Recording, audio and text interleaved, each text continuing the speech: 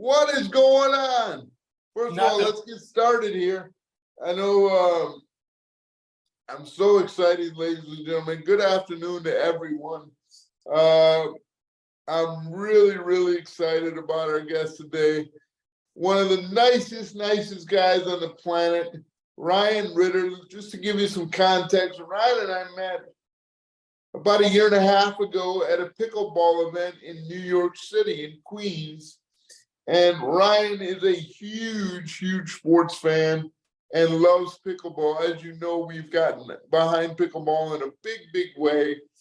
And Ryan and I connected on a lot of levels. Number one, because our love for life and our love for people and just our can-do attitude.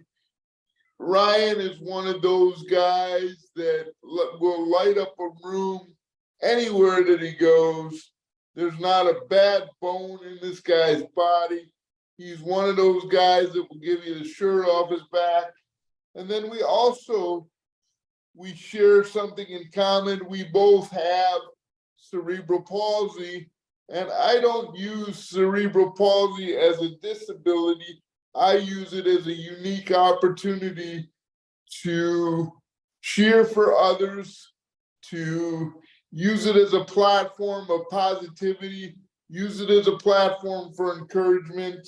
And I want Ryan to kind of introduce himself and talk a little bit about who he is and what he does and why he does what he does. But Ryan is a super incredible guy, and I'm excited for you all to learn a little bit about Ryan and him to share a little bit about himself. So without further ado, Ryan, welcome to the CanDo podcast. Thanks a lot, my man. Thank you, Adam, for letting me get on. So I just moved down to Florida. I was from Glen Cove, New York. I played pickleball for about 4 years. But like Adam says, I have a cerebral palsy. I don't let it stop me for playing. I had to learn a different way to serve. So it was very challenging. But Tell me, Ryan,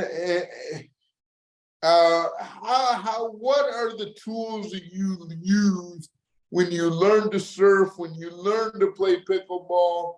What is the one or two things that you use to help you get over the hump, if you will? I never backed down I really wanted to play this sport. I could never play any sports when I was younger because I used to have seizures. So I never gave up. You have to serve with 2 hands, but I learned it with 1 hand. So I threw the ball up and I served it, and I kept on practicing till I got it down.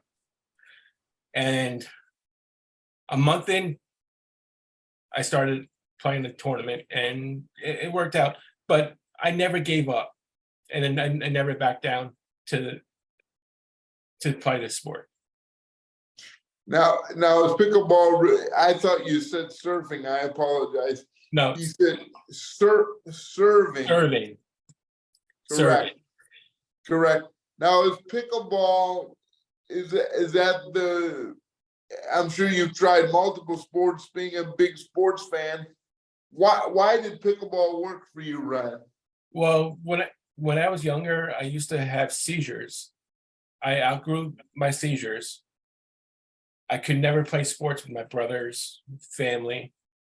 Never could play tackle football in school. Never. I was on the sidelines. I was always on the sidelines, helping out the team. And this is one sport my brother, Andrew, you met Andrew, right? Yes, Andrew's a wonderful guy, just a great spirit. He introduced me to pickleball about 4.5 years ago. And ever since then, I've been winning medals left and right. That is so awesome. Tell me about the first tournament you medaled in. The first tournament I medaled in was the I went up to New Hampshire to the state games up in New Hampshire. I'm not sure what town. I'm sorry about my dog in the background, but What's your dog's name? Maybe you bring the dog in on a podcast. I could. Yeah, bring your dog. People love animals. We love dogs. There's 3 dogs, but then all 3 would want to come. But anyways, I medaled in state games before COVID. And that was one of the biggest challenges I had. I went up to New Hampshire by myself. I'm like, I'm gonna go, I'm gonna bring home a gold. I'm gonna go to the state games. Then COVID happened, and I couldn't go to the state games because COVID happened. They shut down everything. It was miserable. But then my second biggest one was the New York Open, where you were at, where you witnessed me getting a gold medal, and then I could have went to nationals, but I had something that happened with my family, with my mom, like I told you. And Yeah. I didn't go to nationals. So I'm hopefully I can go soon. Yes, well, I'm sure you will, because it's all about that never back down, never give in attitude. Talk to me about, your perseverance and how you handle things growing up. And, we're very, very similar in that regard. We love sports and we love life. And, I'm very, very close with my brother. My brother is my best friend. I always say my brother's my heart. My sister's my soul. Talk to me about what it was like, how you dealt with, I always call, since we're such big sports fans, I call life like I want to play in the game. I didn't want to be on the sidelines. You mentioned you were on the sidelines, but I would disagree. You were on the sidelines, but you're in the game. I was helping out. I was helping out a lot. So, one of the things that I admire most about you is you walk into that stadium and everybody's like, Rye Dog, good to see you. How are you, Rye Dog? You've always got that persona, that warmth, that love. Where does that come from? Talk to me about your passion for people. It comes from the bottom where I grew up. I grew up with I grew up with a family of three brothers, and then my mom remarried, and I had another brother. But my mom made me the way I am today. That's great. And my mom and dad and entire family and friends are the reason why I'm here today, because they believed in me when I couldn't or when I didn't. I never used the word can't. That's why we love CanDo. Tell me, what are the things that your mom would tell you? My mom would always say, it's an opportunity here for you, Adam. Tell me, what are the tools, some of the things that your mom would say? My mom would always say, Adam, get your butt back in your wheelchair, sit up straight. Yeah. So my mom always forced me to do stuff. My ability, because it's not a disability, it's an ability.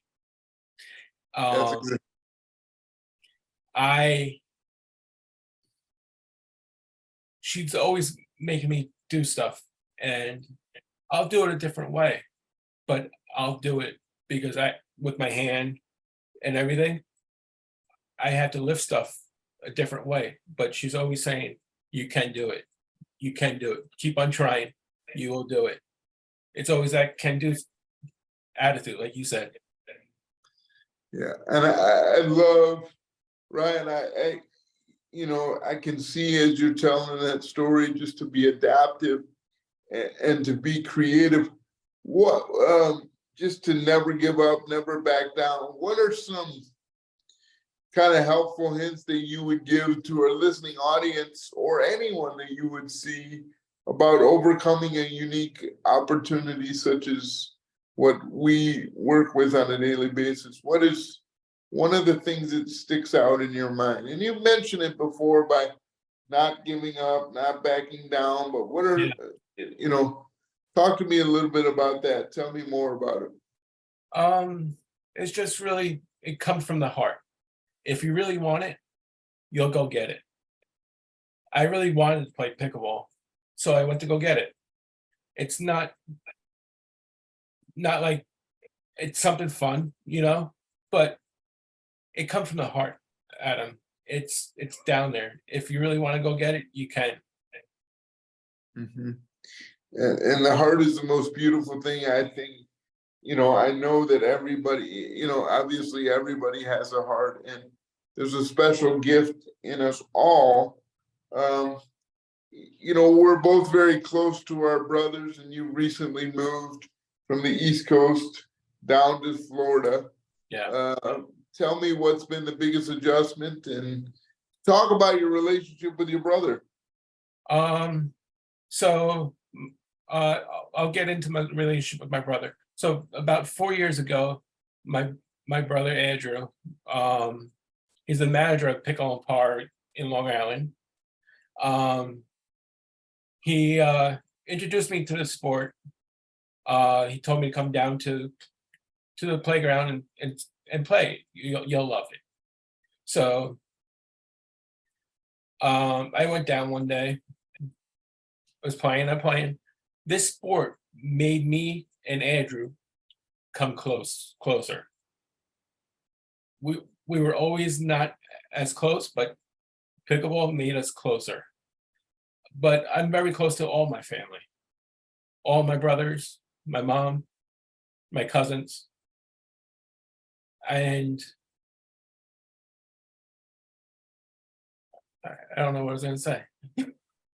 No, it's just it's really cool. I'll give you an example. Like growing up, I loved the situation that I was in, being able to cheer for my brother. Yeah. And nothing made me more excited than to watch him play in sports, whatever it was. I was always there to watch him play, and nothing gave me more joy. However, this last January, we had a chance to snow ski together, and my brother's been a huge fan of snow skiing. And for me to be able to ski at, like, when I do my thing, obviously people are, maybe it's a little bit slower, or they've got to watch me and just cheer. And it's a nice story and it's great. Yeah. But this was awesome. This experience was awesome with my brother, because like literally I was going as fast as he was. There was no discrepancy at all, or no difference. And it was the closest that I've ever felt to walking in my life, was having this opportunity to snow ski with my brother, his kid, and the rest of our family and friends. It was just a magical thing. So talk to me about the first tournament that you played with your brother, or being able to share, the pickleball court, or the love for sport like you have. So I never played in a tournament with my brother. I played rec games with my brother. I wasn't onto his level yet, but we have something coming. We're going to be playing in a tournament soon, he said. So the rec games, well, the rec games are good, but when I'm playing with them, it's better than playing against them, because I when I'm playing against them, I always want to beat them. Speaking, I want to show them I'm better than them. But that's something that comes in the brotherly love. You know what I mean? Yes. But so I said I was playing in the pickleball tournaments. So my first ever tournament, it was a month in from I just started playing pickleball.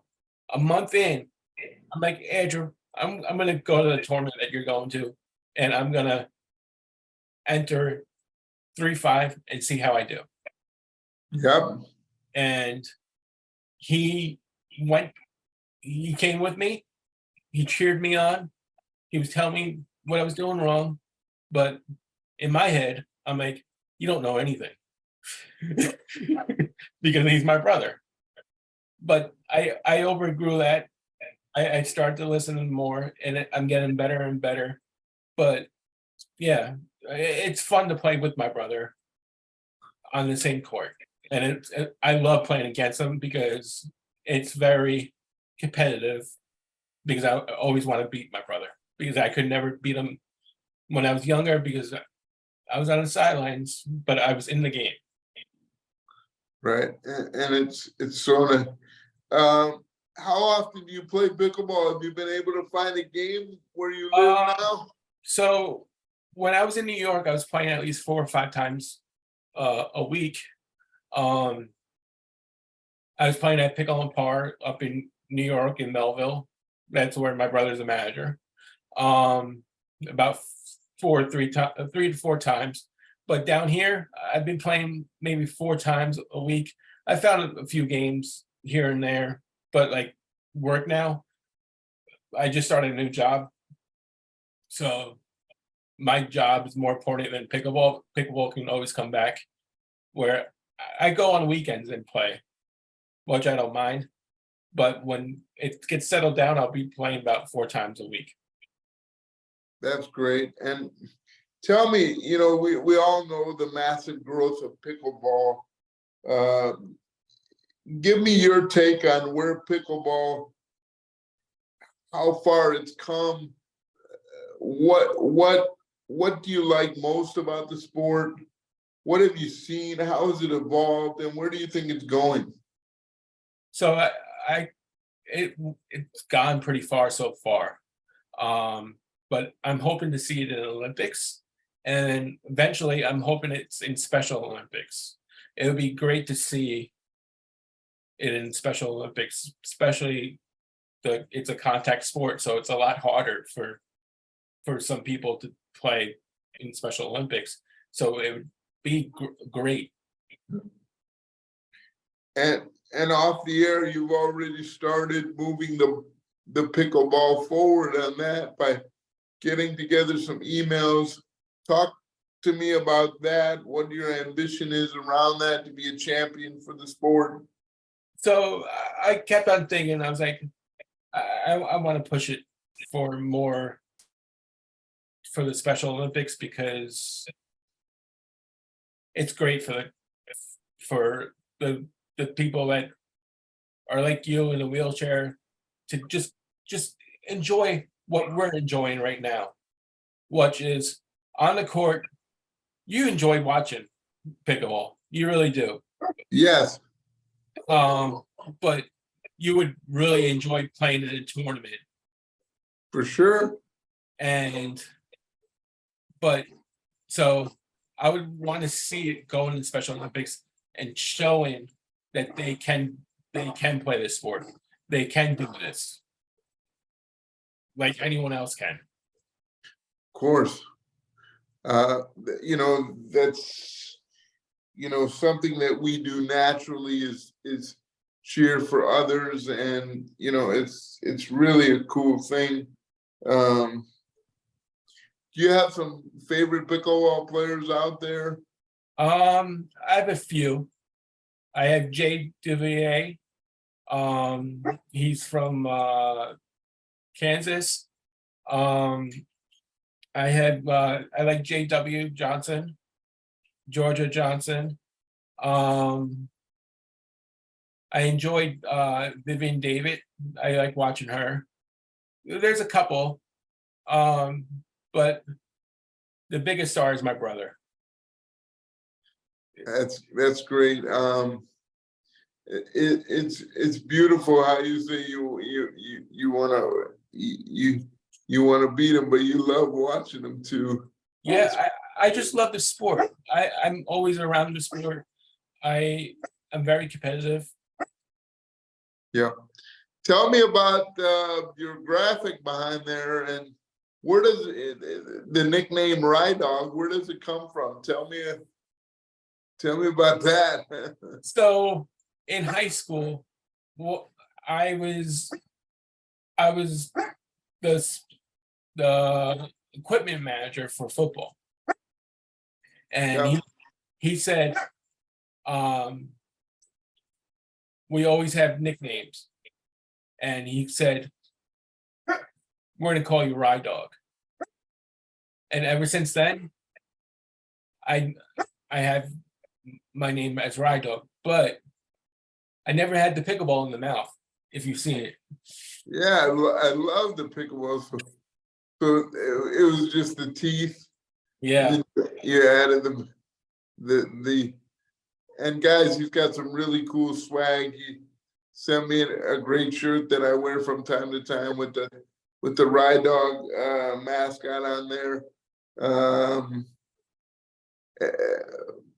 it's cool stuff, and couple of things I want to ask you, right?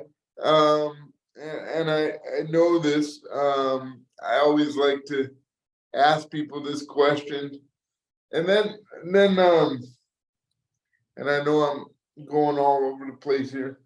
I Um,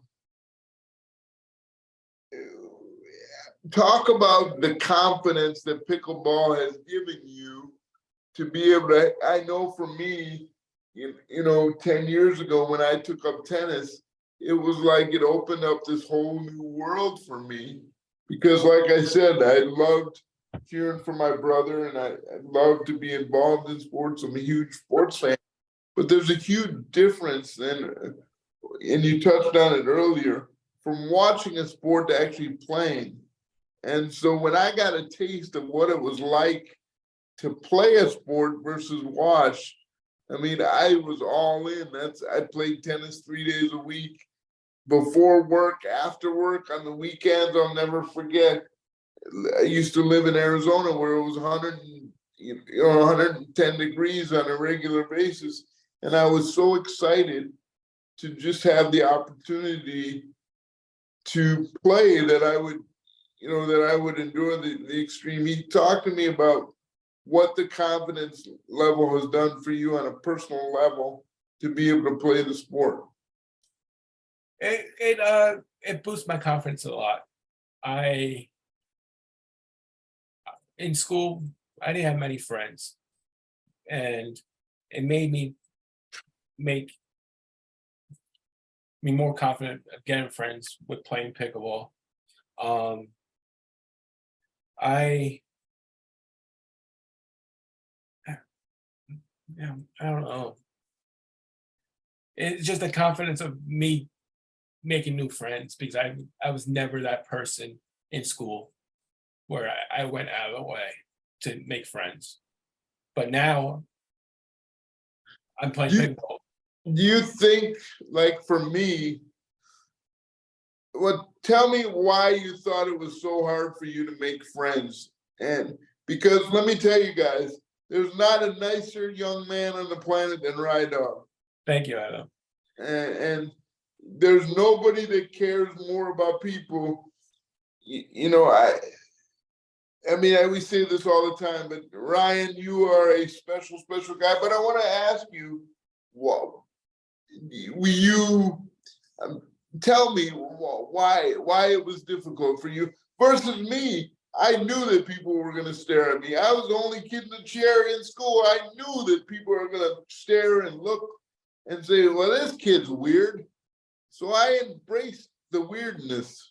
So I felt like people won't accept me because I can't do things like they would want to do.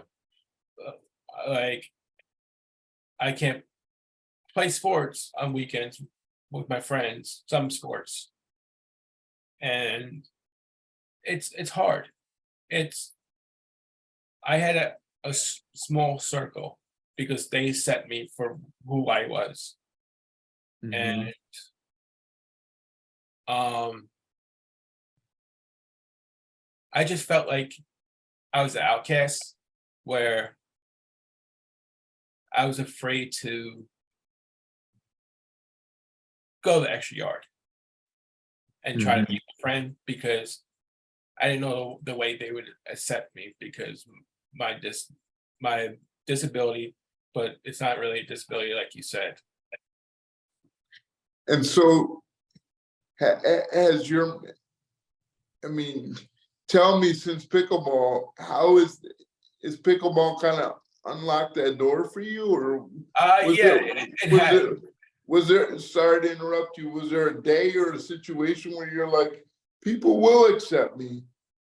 Yeah, so after to be honest, after like a couple of tournaments, I'm like, I was making a couple new friends, and I'm like, wow, I should have done this in high school, where I was very outgoing.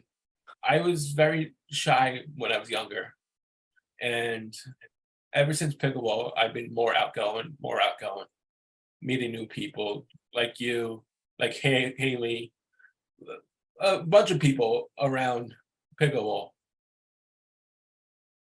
Right, well, you have touched so many people. You're a wonderful, wonderful guy that has the biggest heart in the world. And, you know, it's not easy dealing with unique opportunities, but, you know, I always say, if you have energy, people out there that don't have a physical, you know, we all have something, right? We all Yeah. have something. We all poop, we all pee, we all have baggage. Yep. And you just need to embrace that we're all human and we all have feelings. And I always say that vulnerability is the biggest sign of strength. And Mm-hmm. you know in your mind what's right and wrong, right, dog? And you lived it every day. And I'm just, you know, incredibly grateful for your friendship, your love of people, you know, and I'm so happy that pickleball has given you this platform to feel confident about yourself, because you are incredibly special, you Thank know, you. and it's not because you know, your hand is a little bit different than everybody else's hand. You Yep. talked about it earlier in the show. It's about your heart. And it's not about you, it's about the people around, and how can I make the people around me better. And regardless of your unique opportunity, people are going to open the door because they they they love to be around you. Your brother loves, you know, how excited you are with pickleball. He wants you to beat him. Yeah, he does. He really does. I and I did beat him a couple times. but he has a handful amount of him beating me. There's one thing I shouldn't be saying this, but one thing I could never do when I was growing up is tie my own shoe, I because can't tie my own shoe.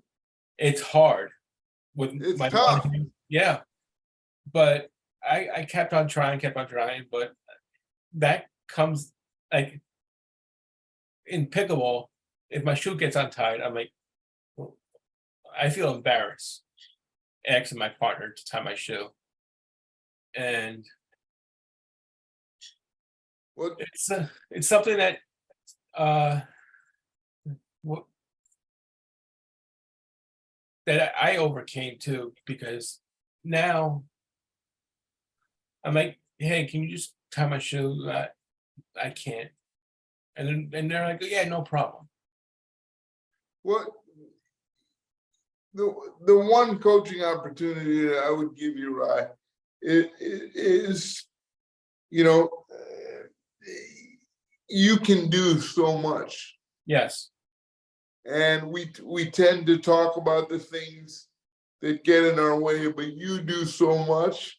What you do for that person when you ask them to tie your shoe? People want to help. They want to help. And you wouldn't do it if you could do it on your own, and that's okay. What you're doing is allowing them to come into your circle, to expand the circle. And you help them in so many other ways. So yeah, you may have difficulty tying your shoe, but it's a great starter piece. Hey, I dropped my keys on the floor. Do you mind picking them up? Absolutely not. Mm-hmm. You know, it's not that I can't do it. You could tie your shoe if you had Velcro shoes. Yeah, I could. You know? Yeah, I could. Yeah, and I think that it's not the cool thing. Well, you're the coolest thing. Always remember that. Thank you. All that other crap is material. Yeah, yeah. And I know it's easier said than done, but trust me. All right? I don't wear the coolest clothes.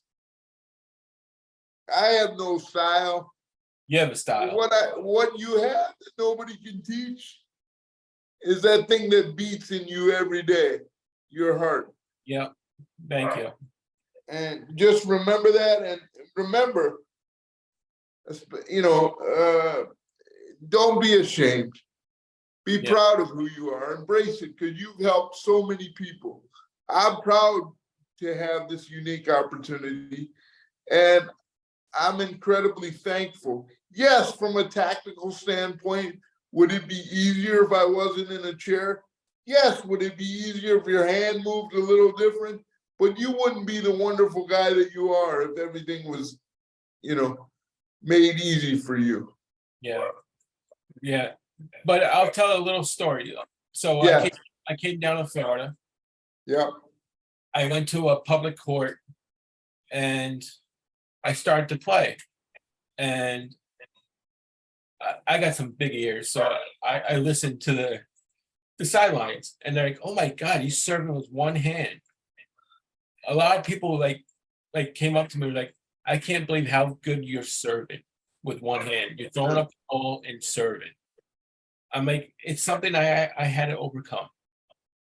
Yeah, now you can teach people how to do it. I would love to. We will one day. So tell our listening audience how you serve with one hand. So I throw the ball. I'm holding the paddle with my right hand. I have the ball. I was going to see if Yeah, get the ball. I don't have a ball with me. But so I'll hold this ball. I have a paddle in my right hand. I have the ball like this. I throw the ball up, and then I'll swing with the paddle. Right. It's something that my brother said. You don't have to ace the serve. You just got to get it over the net, because it has to bounce back. Yes. It has to go back. So I'm like, okay, no problem. So I kept on throwing it and hit it over. But now my serve got even better because more experience I had with it. I'm doing different things. Right. And you know what? Success breeds success. Yeah. Positivity breeds positivity. Mm-hmm. And once you knew you could do it, you're like, whoa, I can really freaking do this. Yeah. And go ahead. No, go ahead. No, you can go. No, and it's just a beautiful, beautiful thing. Do you have any particular match? You talked about the one in New Hampshire. Is there any particular match where you're like, oh my God, this is the freaking greatest? So when we met, I enjoyed every moment of the New York City Open. Just watching the pros play was unbelievable. Me playing and having a fan base clapping, supporting me was very, very charming to me. And I'm like, oh my God. Like a referee the next day came up to me, like, I never heard someone cheer for someone that loud. He's like, you had the whole stands in the back cheering for you. I thought it was for everyone, but it was for you. He's like, you lost this game, but you should be proud of your fan base. And Yeah. that comes from the heart that I have. If you have a good heart, you'll get places. I would agree with that. And like we said earlier, this guy's got a special one, this Ride Dog. Ryan, let me ask you a question. Yes. If you were, we've been chatting, and I like to ask this for a lot of people, and we'll get to your can-do moment next. But if you were to describe your perfect day, what would that look like? Perfect day. It would be a perfect day would be getting up in the morning. Yeah.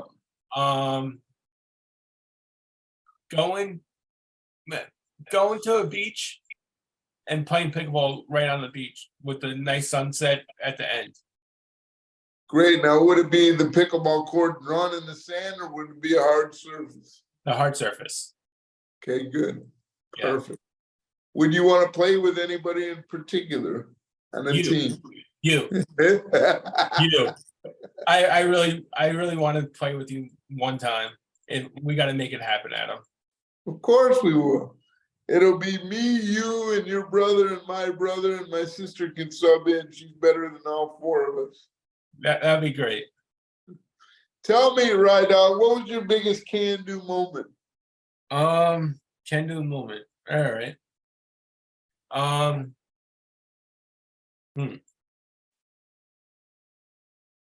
It's hard. I have had a lot of moments.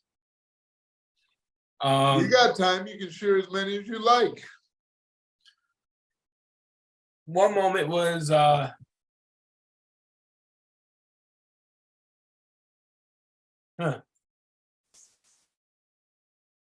you got me, Adam. I love the emotion. I'm sorry. Don't ever apologize for your emotion, and don't ever, ever, ever apologize to me. And I love your emotion. I cry like the biggest baby in the world. So what's your biggest can-do? So my biggest can-do moment was my mom got divorced, and she was working a double job to just make a living. And I had to take care of my younger brother. That was one moment. Another moment is it's gonna go back to pickleball. With me serving. Yeah. It was that was a great moment. Where I had to learn, like I've been telling, I had to learn to serve one hand. You can do it if you keep on trying. I don't know any other moments, to be honest. Well, those are incredible moments. Family's number one, and to do something that you love, especially as you find it later in life and you didn't know it was possible. You know that anything is possible, but actually to do it is another thing. And Ryan, I can't tell you how much I've enjoyed our, 45-minute conversation. How do our listeners get a hold of you? How do we get some of that cool swag? How do we get more of the Ride Dog? So you can follow me on Instagram. Let me pull it up. I don't know back of my head. So it's RYD0GGPCKLE ball. That's my Instagram. Or you can just look me up at Ryan J. Ritter, Ritter, on Facebook or Instagram. I also have a TikTok too. Wow. Yeah, I just started the TikTok. Good. Where, where'd you get the drawing of the dog? Where did the inspiration come from? So I got the dog from a Google picture, but it was just a dog. I'm like, it'd be cool if I can get the ball into it. For sure. So I talked to someone that does designing. He said, I can do it for you. And he did it for me, and it looks great. It does look great. And is there anything else you wanted to ask me? Did you have any questions? What was your biggest moment in life to overcome? I just think every day that when things come up, you just have a positive attitude and just be resilient. And it's kind of like never give up, never back down. But I always, you never can control what happens in life. The only thing that you can control is how you respond to it. And I'd like to think that I respond to most things with a positive attitude and just, the appreciation for life. I could look at it and say, woe is me, or I can get in the game and say, you know what, I'm going to just adapt to it. Because if you sit there and if you just sit in your own shit, then you're going to stink. But, if you actually get up and move out of the way of your shit, then you can smell the roses. And I don't know, just being grateful for all the love and support of my family and my friends, and just